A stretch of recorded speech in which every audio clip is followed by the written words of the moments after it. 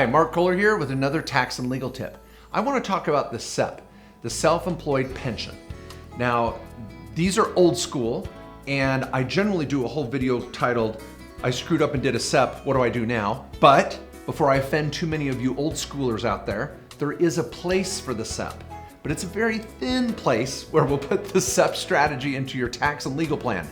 Other than that, I've got better recommendations, so let's jump into it. First, let's talk about how the SEP works. So here you are. Now, for those of you that have watched many of my videos, and hopefully you have subscribed to my channel and you're watching some of these videos off and on, you'll know I'll put operations on one side, assets on the other. So as you're building your SEP, for many of you that have a sole proprietorship, now maybe an S Corp, but an LLC taxed as a sole proprietorship or just a plain old sole proprietorship. So I'm gonna put a little dashed circle here for sole prop. This is where most people use the SEP because they're kind of stuck with it. You can take your profit and contribute up to 25% of your profit into a SEP. Now a SEP is like a supercharged IRA. It's better than the average IRA an American can do, so that's good.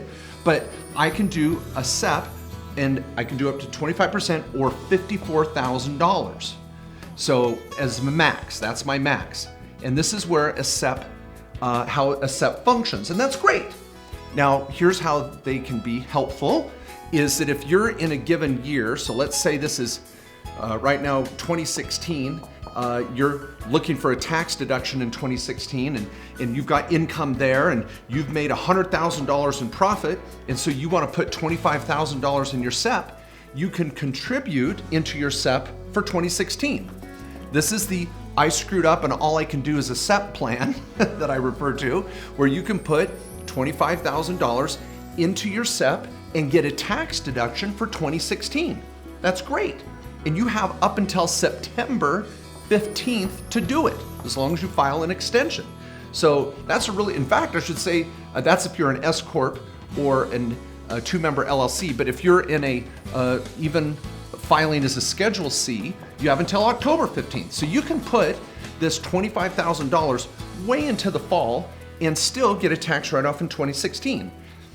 That's what's good about a SEP, and that's about where that ends. So now let's talk about the problems of a SEP, and I'm gonna use a red pen for this.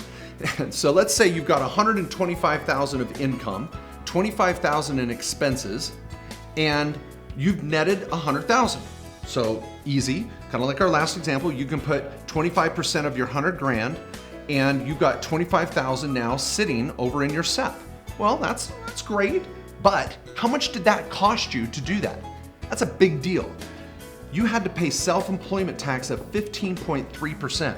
So you spent $15,300 to get a $25,000 write-off.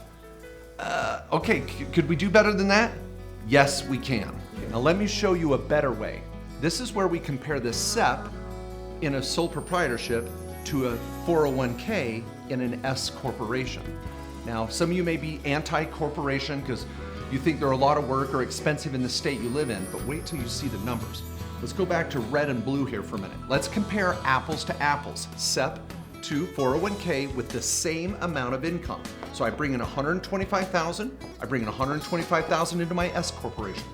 I spend $25,000 on expenses, I spend $25,000 on expenses over here, nothing special, and I net $100. All right, so now, holding all things equal, where do we go with this? Well, if I'm over here in the SEP, remember from the last clip, I'm gonna put 25% into my SEP, that's great, which is $25,000, but it cost me $15,300 in taxes to do it. Now what's cool about a 401k is we do the salary dividend split. I call it the salary dividend. Some of you accountants, hardcores, you're gonna say it's called a K1, it's net income. I get it, but for the average person, it makes sense to call it a salary dividend split because I take your profit and I change it into two pieces. I turn it into a W-2 and a K1, kind of call it that dividend piece, and I do a 30% split. So I'll put $30,000 on a W-2 and $70,000 on your K1. Very common, we've been doing it for years. We've never had a client audited in 15 years doing a third allocation or different. I've got my Kohler payroll matrix. You can watch it on some other YouTube videos. So we know what we're doing here. Bona fide CPAs. If your accountant's telling you you can't take a salary that low, call me, we'll work it out. So you CPAs out there, I've got info for you.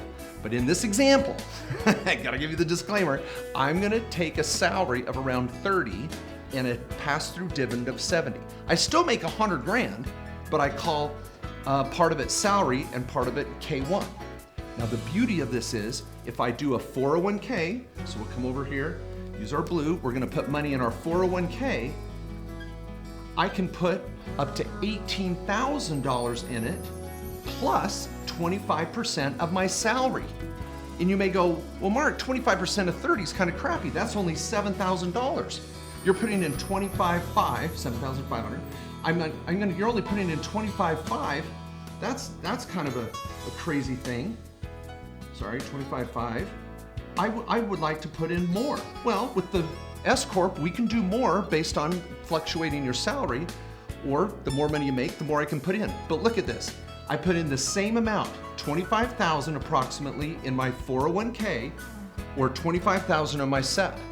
But here's the kicker. I am only, use a new color here, I am only paying FICA of 15% on the payroll. I just paid $4,500 in payroll rather than $15,000 in payroll. So guys, I saved over $10,000 by using an S Corp 401k rather than a SEP inside a sole proprietorship. And guess what? I ended up with the same $25,000 in my retirement account. It's either in a 401k, 25 grand. Sorry, this is ugly, isn't it? 25 grand in my 401k, or I've got 25 grand in my SEP, but it cost me $10,000 less to do it. So let's finish this up with our timeline. Let's say you're in 2017, you're wanting a deduction for 2016. You can still create a SEP and put your $25,000 in your SEP and get a tax deduction for 2016. But now that you've watched this video, you've learned you don't want to get stuck with that again in 2017. So what you do is you form an S corporation in 2017, create your 401k. We charge like $1,200 for a self-directed 401k that you control, no stockbrokers. You're in control of that 401k checkbook, start to finish. 401k, you put in your $25,000 this year. Now you get a tax deduction in 2017, which you can still deposit in 2018 if you have to, people. You still get the write-off retroactively as long as the 401k is set up before the end of the year, 12/31. But you set up the 401k and now you're saving money in 2017, making the deposit in 2018 if you want to next year. But look at, you can take the old SEP and roll it into your 401k tax-free. So at the end of the day, you have 50 grand sitting in a self-directed 401k that you control, and you save $10,000 in taxes doing it all. One final point. For some of you that say, Mark, I can't afford $25,000 or more in a 401k right now, but I do want to put away more than $5,000 in an IRA, so you're somewhere in the middle, $10,000, $12,000, $15,000, the SEP could be a great fit for you still. There's a cross-section of you out there where you're seeing this benefit of a SEP and still controlling your self-employment tax cost. Then as you start to make more money, you implement the 401k, drive down your salary. You see what's happening? You're putting more money in retirement, giving less money to the IRS. I call that a perfect fit.